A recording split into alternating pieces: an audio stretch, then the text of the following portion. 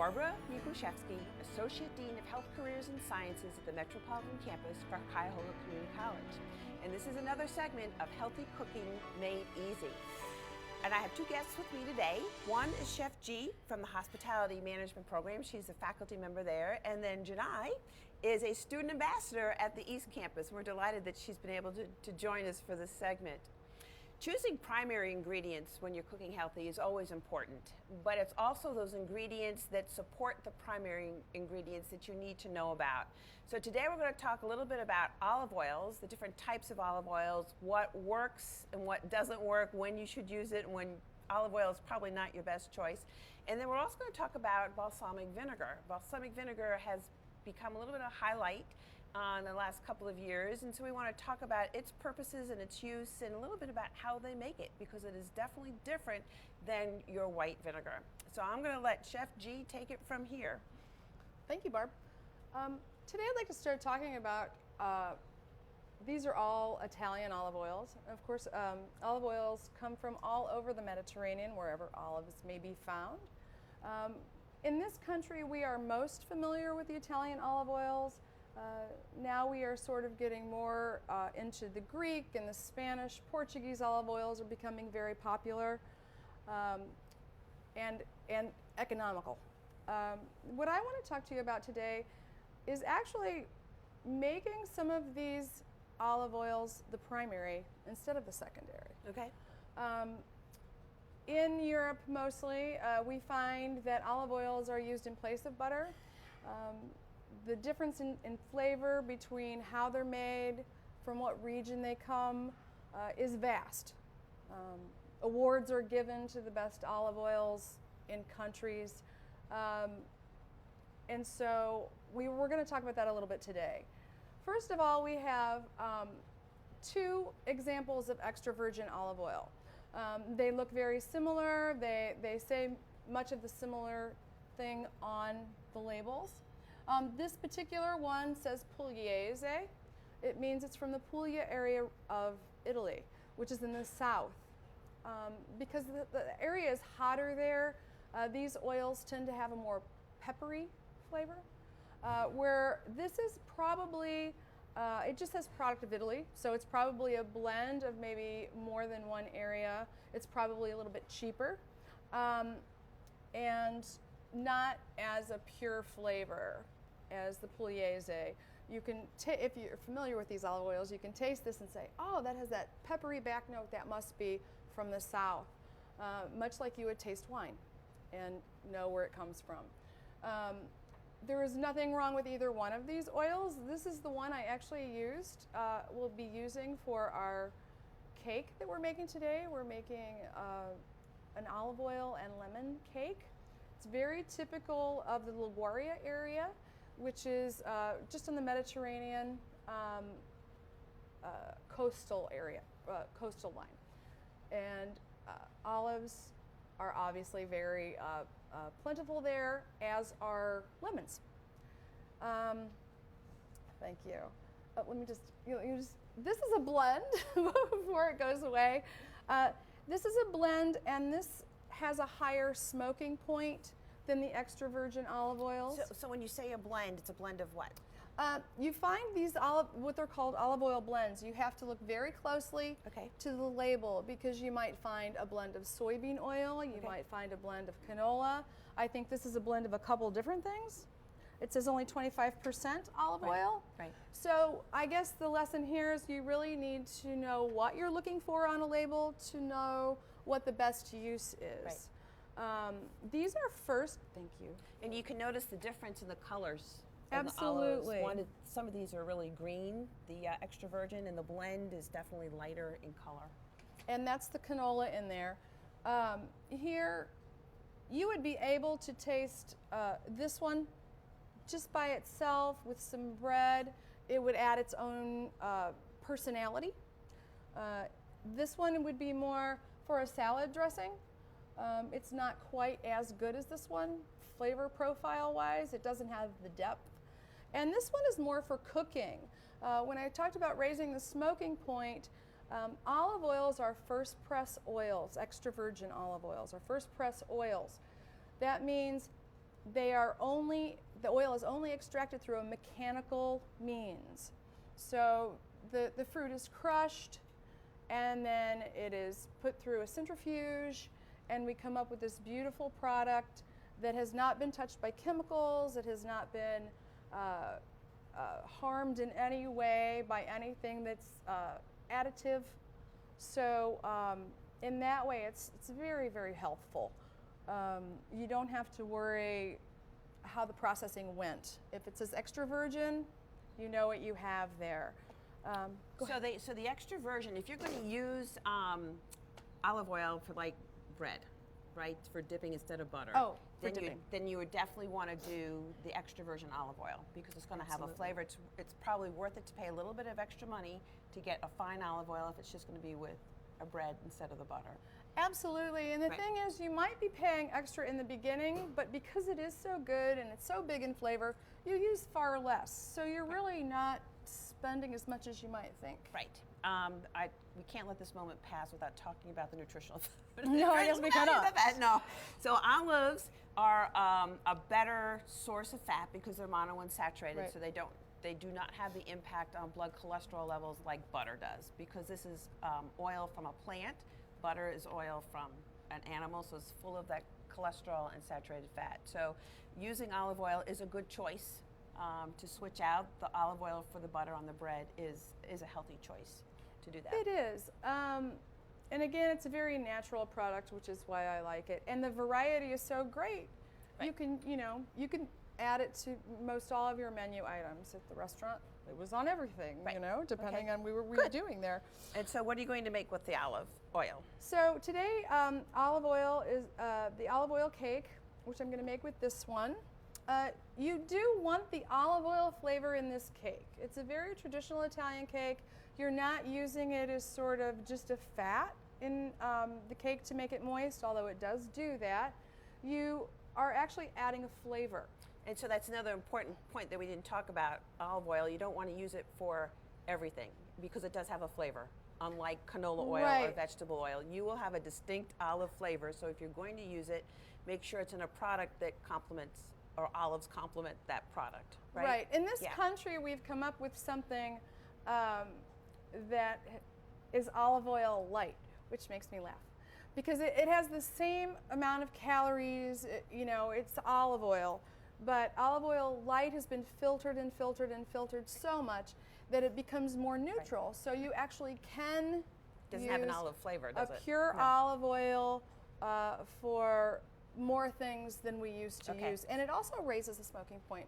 So you can do some high heat cooking with that light olive oil. So it's light, L-I-G-H-T olive oil. Yes. Not L-I-T. Okay. You see it both ways. Okay. But just so everyone knows that has nothing to do with the caloric intake. Okay, good. Okay, well, so we're going to start with this cake. And the wonderful thing about these great olive oils and great vinegars and the great food of Italy is that it's simple.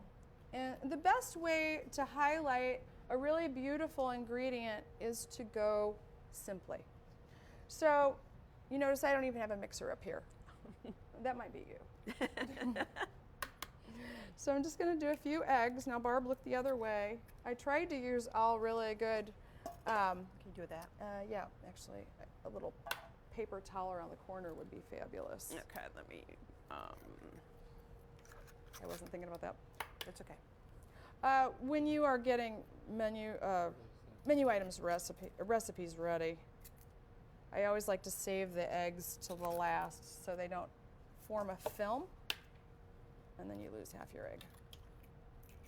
If I could just have the bowl back, that would be okay. Sure. Okay. So it's very simple. The first thing I'm going to do here is just take my little whisk. So the great thing about this is that there's no muss, no fuss. You don't have to pull your mixer out. You don't have to do a lot of craziness. It goes together very, very quickly. I've got some sugar. Don't look. It is a cake after all. I've got some sugar, and I'm just going to whisk this together until it gets light and fluffy. Now, if you do this in a mixer, it's possible to do. If you're one of those people who just doesn't like to whisk things. But you do run the risk of over mixing it, in which case it can get tough and or dry, and that's not something that you want. So you're just going to mix this up. Want to try? Yeah, that's right. Hold it like a pencil. It will make your arm less tired. There you go. Meanwhile, go mix them. Go crazy. Mix it up. Okay. Meanwhile, I'm going to. I got it. Mix up the dry ingredients. I just have some AP flour here. Again, All-purpose flour. all-purpose flour, baking powder, salt, just a little. And I'm just going to mix this up. Make sure that my leavener is all mixed in with my flour. That's why we do this, so the leavener doesn't clump up and just leaven part of the cake. If you've ever had those muffins that go whoop like that, that's what happened. There we go. Just going to mix those up. Over here, I do have a tiny bit of butter that's been melted, really tiny. I think it's maybe a tablespoon or two. And I'm going to add the oil to that. Yum.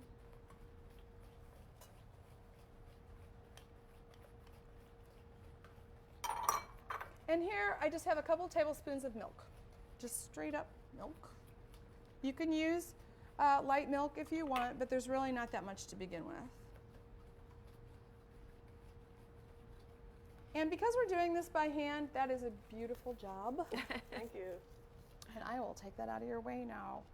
I am going to do this method of cake building that will build the structure of the gluten in the cake so it can rise and it can hold the beautiful crumb, but it won't be tough because these are pretty dense ingredients. This is going to end up being pretty dense cake. Okay. Now this cake is more like a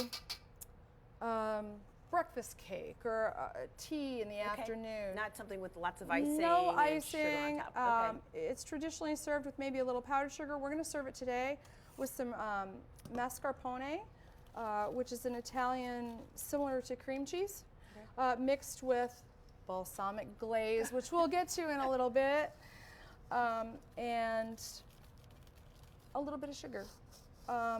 And then some raspberries. So I'll show you how it's served traditionally. Now the way we do this with building the structure is we add a little bit of the flour mixture, not too crazy, and then a little of the fat. And you want to do this in batches so it's easily incorporated without over mixing. Now, would you do it if you were using a mixer? Would you do it the same way in steps? Exactly, but you really have to be careful again. Right, Just so on low, not crazy high, because we're always in a hurry. Always in a hurry. What would happen to the cake if you mix it too fast? If you mix it too much, it will get tough. Oh, okay. The gluten in the flour will be overworked. Now you always, when you do this in batches, it doesn't really matter. I try to do it in like threes. You should always end with the flour. Just got a little rule of thumb. Oops, I gotta mix that up first. So the difference between a cake that is overworked, there's a difference between a cake that's okay and a really good cake. Right. It's hard to put it into words, but you can, if you put them side by side, you could tell a cake it's a bit tougher.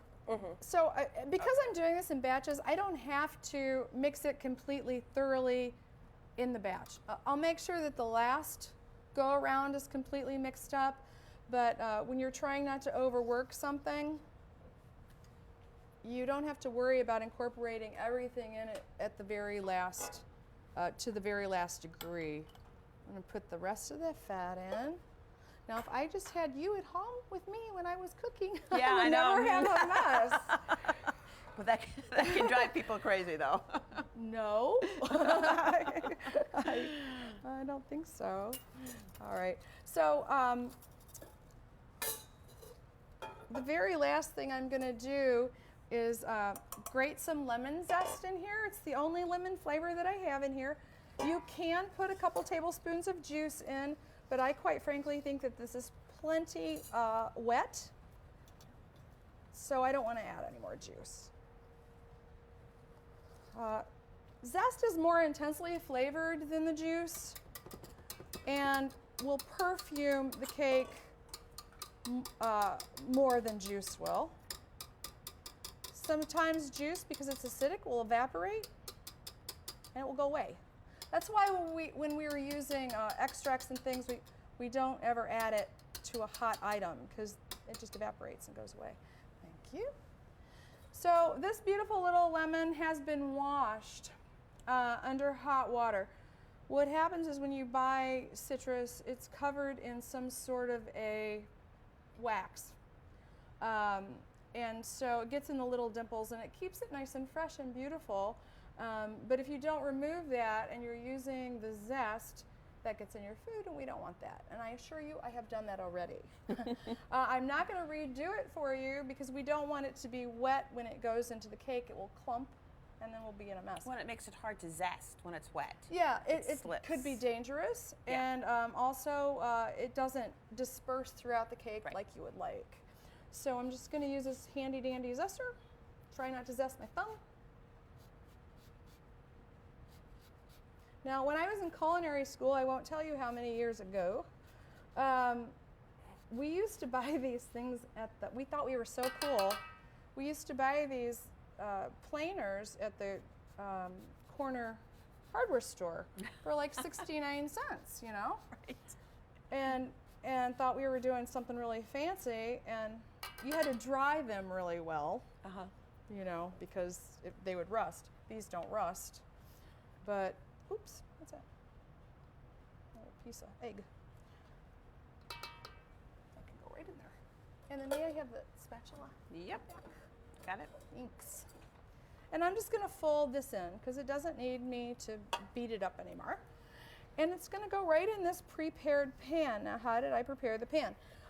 Basically, a very, very, very thin coat of butter all the way around and on the bottom. And then a circle of parchment paper, a little bit more butter, and then I floured the whole thing. That way, when the cake will very easily come out of the pan when the butter on the bottom of the paper melts. And then I can just peel the paper off and I have a beautiful bottom to my cake and not have to worry about the little pieces that stick here and there. So I'm just gonna do this.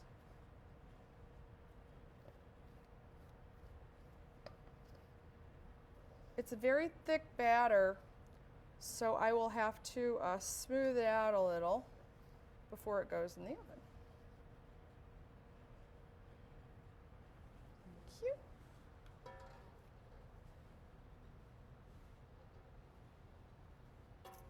Also, if you overmix cakes in general, the egg whites that are in the cake will hold on to all of that extra air. If you think of meringue, they do that kind of a thing, and that will dry out your cake. So here we go, right into the 350-degree Fahrenheit oven. And You ready for the finish through one? magic, Yeah, through magic. ta-da. So what I love about this cake, when people first see it, they're like, oh, chef, you overcooked the cake. The cake's a little dark. Like, no, actually, it isn't. That's just sort of what we feel like here in this country. I'm going to throw on some gloves real quick. This is actually the color this cake should be. That dark brown exterior holds a natural sweetness and crunch that would otherwise, it adds to the texture of the cake, which is very simple. So you need those things. You need a little more texture and a little more crunch. You can hear it. It's crunchy. It's crunchy. It's Yeah, almost it's not soft. I mean, it's very, Right. very much like a bread, Right. but there's sugar like a in it. quick bread like a almost. quick bread, yeah. Right, that has the and brown it is on the made similar to a quick bread. Right. And you don't have to, you could be kind of generous with your portions because really there's not a lot of refined sugar. Oh, you know what? I have some plates right Okay, there. I'll get them.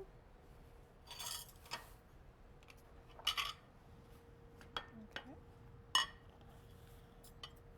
It keeps well and it freezes like a dream. Oh, that So looks see, good. it's still very moist on the inside there, very dense. Now, if you wanted, you could put some little flavored whipped cream or something on there. Little fruit coulis or something. I'm gonna go ahead and, what I prepared for it is some mascarpone cheese, which is very like cream cheese. And can I do that? I thought there was a trash No. receptacle out here. What do you need? I have a little spoon. Yeah, thanks. And what I've done with this mascarpone is I have added this balsamic glaze. Let me just show you. It's nice and thick. It's a balsamic vinegar that has a few additives in it. And it's just for richness in place of cream cheese. I'm sorry, in place of whipped cream.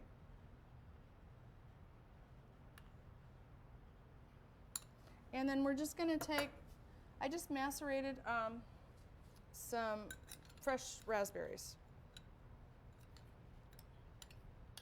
And when you add sugar to the berries, they make their own little sauce here. And that's going to be just enough liquid for the plate.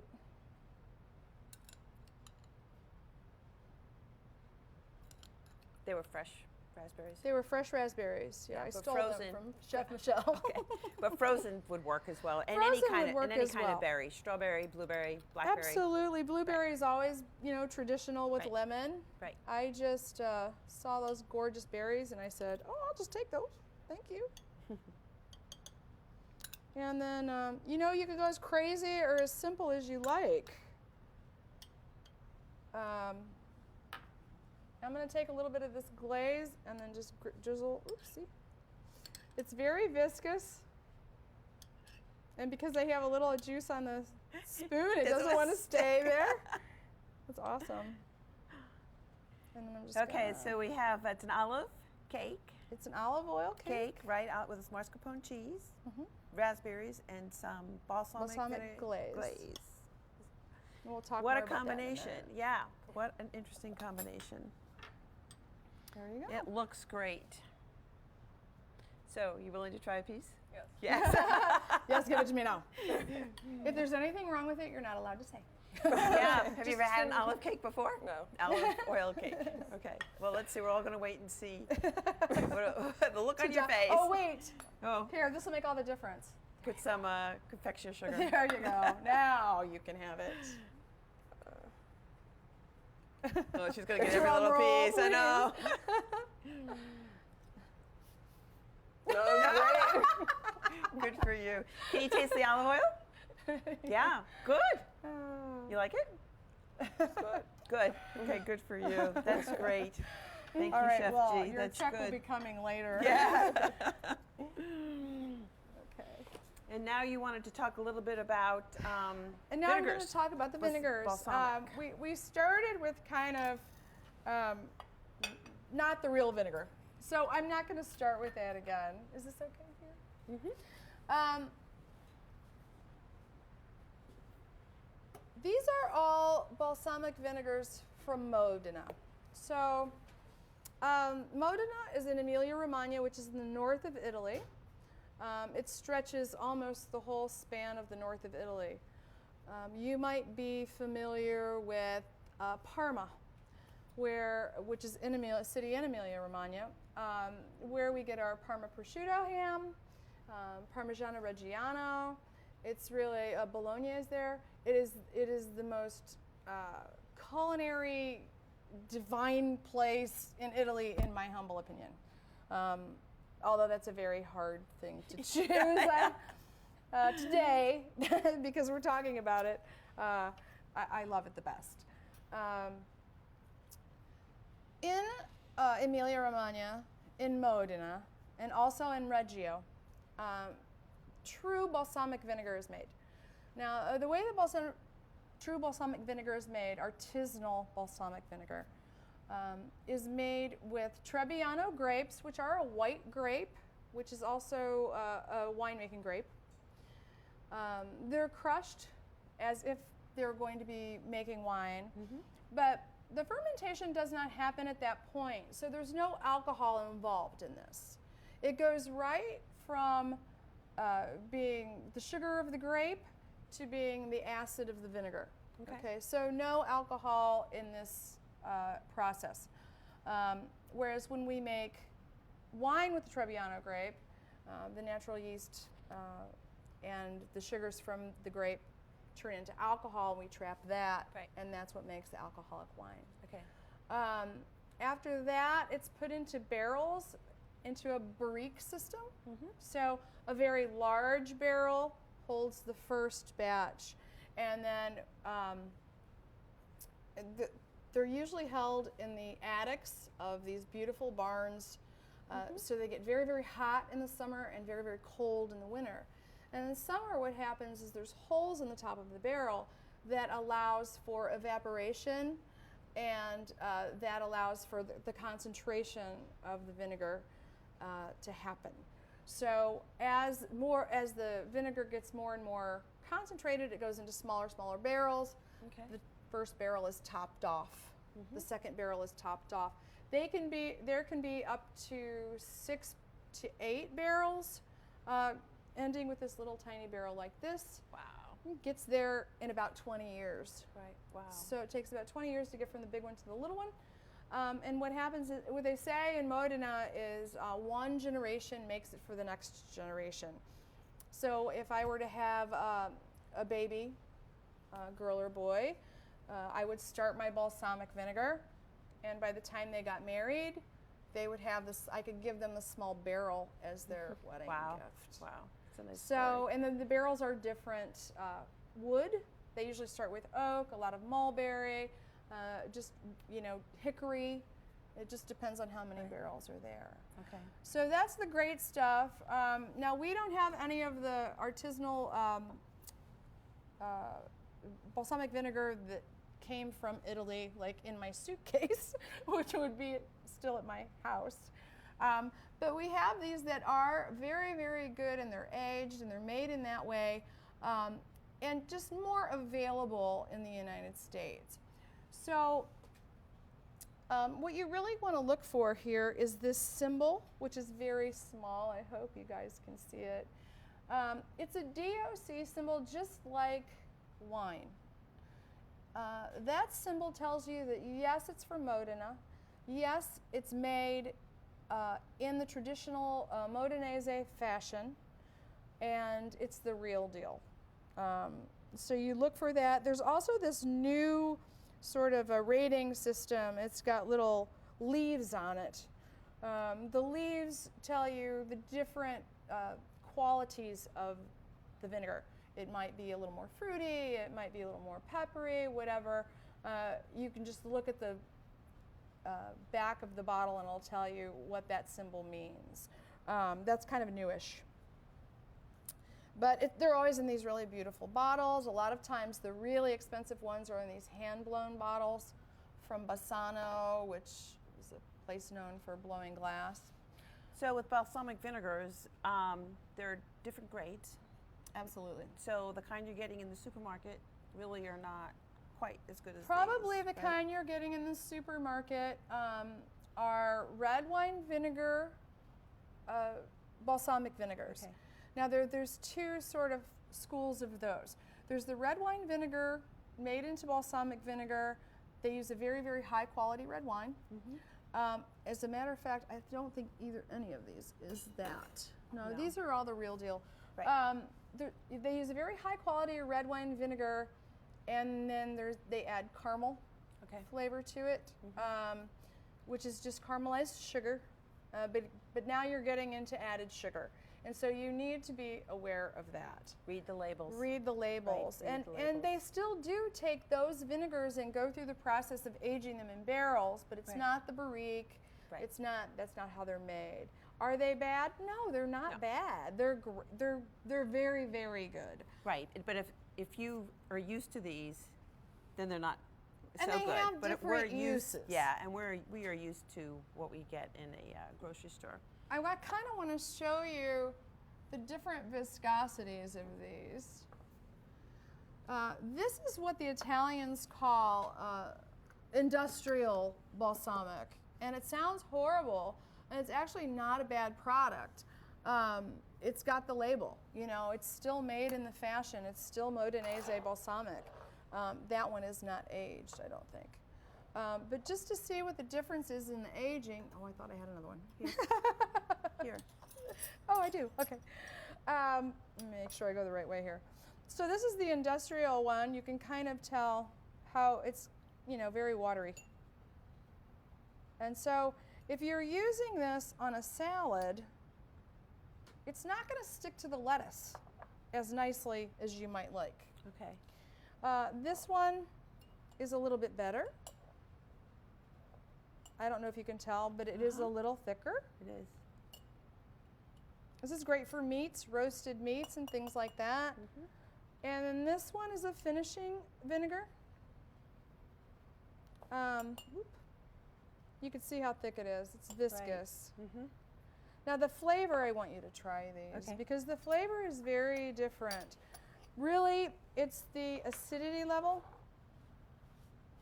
They should not be very high in acidity. About 1% to 1.5% is really acceptable.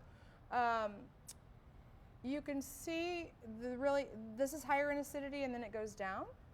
And just that 0.5, it really makes a difference. So tell me what you think. Let me try all three of them. Well, how are you going to compare? Yeah. Go ahead, John. You Go wanna ahead. go first? Start here. Yeah. Now, if we were judging balsamic vinegar in Italy, we would do it with often they do it on a sugar cube. Right. Oh, okay.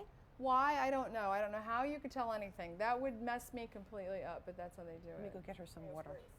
Okay. Very acidic. And so this would be good as we think about vinegar, like as a red wine vinegar. In a salad dressing where you have olive oil to round it out, you have other flavors going on, it would be fantastic.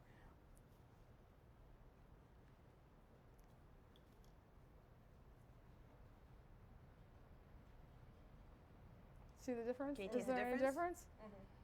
So this one would be more for grilled meats. You can use it on its own. It doesn't need that fat. It doesn't need the richness of the olive oil. It stands on its own. Need some water. It's only so Poor much kid. vinegar, right? You can take. Could you imagine tasting No. like 300 of these? No. You know, there's competitions every year on San Giovanni Day, which is my feast day, and you know, hundreds and hundreds of vinegars are tasted and rated, and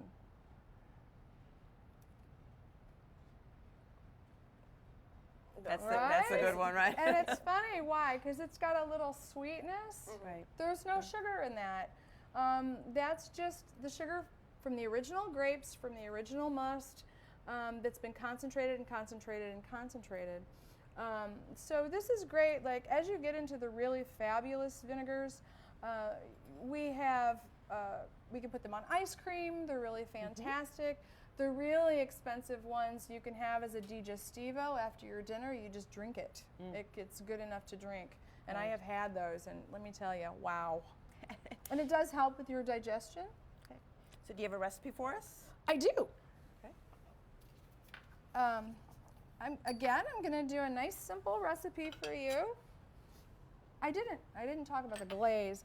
The glaze has just got a lot of additives, and you see this a lot. So just be careful if you're mesmerized by the idea of balsamic glaze. Just know this has quite a bit of sugar in it, and also thickeners and things like that.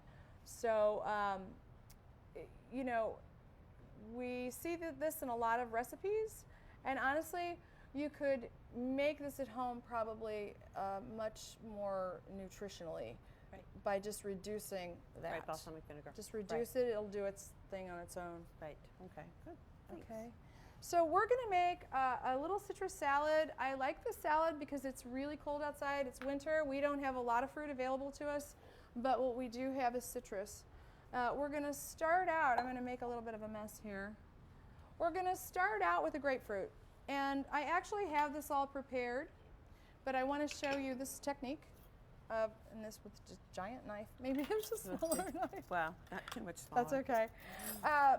It's called supreming, and just very quickly, I'll just show you a couple, and then we'll use the ones that I already did. You just cut the edges off and make sure you don't see any pith. The pith is the white part. The pith is Right. the white part, and it's bitter. Right. And so you just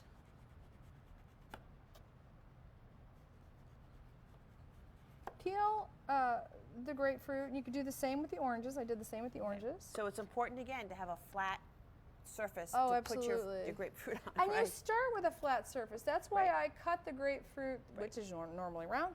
I cut it flat, and that's how we do all of our vegetables. We try to make one edge flat because it's safer.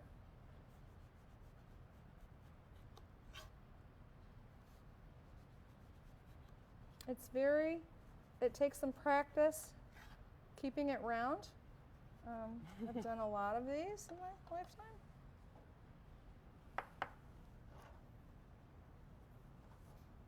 And then I'm just going to take this guy. Now you could use a smaller knife. I don't. And I just go in between the membranes, just like that. So this is, it's not a hard technique, but it really does give you some nice segments. It's You beautiful. can do it on oranges, you could do it on grapefruits. So you line up the knife right against the membrane on one side, then you go on the other side, and then you kind of flip the knife, and so it pops out, right? Yeah, you You just just flip it, and it pops right out. yes. It's more difficult with the navel oranges, which grow they don't grow easy. Right. They kind of grow crooked. So it's a little harder, but grapefruits are quite easy, and they're large, and if you want to try the technique, it's better to try it on a larger fruit. And a smaller knife. And a Right. smaller knife if you like. Yeah, And I guess I just use Right, I some know sometimes when I've done it, I try to hold it right in the cup instead of, you're going to get messy, right? But just hold it right in the palm of your hand so then you have a firm grip on it. You do. The problem is you have to watch your thumb there then. Right, yeah. So but make it- sure it's that set back. you're aware of your digits at all times. Right. Okay, I'm going to get rid of this guy because I But already... that is, that just shows a little bit more, you took a little bit more time with the citrus salad when you don't include the membranes. Well, Because those and membranes can kind of be tough. It tastes better. I mean, you don't want, you have this beautiful sweet fruit, but you really don't want the pith getting in the way of the delicate flavors. So I've already done a bunch of it. And the other thing, and I have done some oranges as well. And I'm going to slice up a little onion. It always surprises me when people put onion in with citrus fruit or any kind of Oh, fruit. We did fantastic. some onions with mangoes. I'm like, oh, I don't know, or papayas. But when you It's put the them perfect foil. they really do well together. I personally love scallions and watermelon. Oh, yeah. So you want to do this nice and thin because this is raw and you're not cooking it, and it's going to be strong, so you don't need a lot. And it's got a beautiful color. This is really a beautiful, colorful salad. We forget about color when it looks like that outside. Right. All we know is white. Right. So there's a plate right here. There we go. And then I'm throwing on some gloves. So I like to play with my hands because I have more control, and it's just how I learned. I like the feel of the food in my hands. So if you're going to do that and you're not going to cook it, you should wear gloves. And wear gloves that fit, because sometimes if you have these little fingers, you don't know where your fingers are. Right. Cutting something and, oh, that wasn't the glove, that was my finger. The other thing that I have here for this salad is fennel. This one? Oh, yeah. And this is a beautiful fibrous vegetable, so it's good for you in that way. It's high in fiber. And it's a good way to sneak fiber in. It grows as a bulb. It has a licoricey flavor, but very light, in my opinion. So I'm just going to compose this salad. I've grilled some of the fennel. And you can just do it however you want. You should intersperse the onion so it's not all in one place, because you don't want to get a lot of onion in one bite. It doesn't matter how you plate. You start with these beautiful ingredients, and there's no way you can really go wrong. So with the fennel, you sliced it from the bulb, right? And then you grilled it. I sliced it in a wedge and then sliced the wedge in half and in half and in half until I got these very thin pieces and grilled it. It's still crunchy, but the grill marks are really beautiful, and it fans out on the plate. Right, gives it some more character. And it looks beautiful. Yep. And then we're just going to keep building.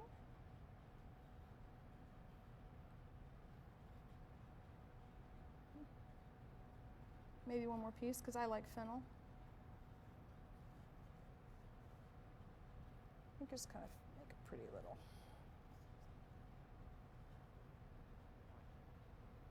Like that. And then, well, if you thought that this was odd, we're going to add olives now. Because we're talking about olive oil, and this is a really traditional kind of a dish. When you're using olives to cook with, please rinse them. What people forget to do is get the brine off of the olives, and then they wonder, gosh, you know, why do I have, you know, all these problems with my, you know, heart and my hypertension? It's because the brine gets in the way of the flavor of the olive also. Caper's the same thing. You buy beans in a can. You want to rinse them because they're processed with salt that you sneaks in there.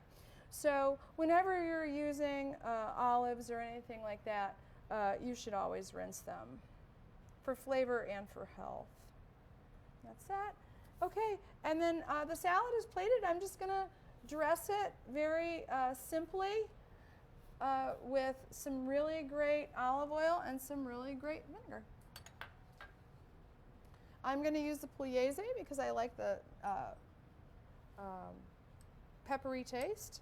And you're not even going to mix them together. You're just going to drizzle them separately. It's kind of nice. You, the exciting part about this salad is that you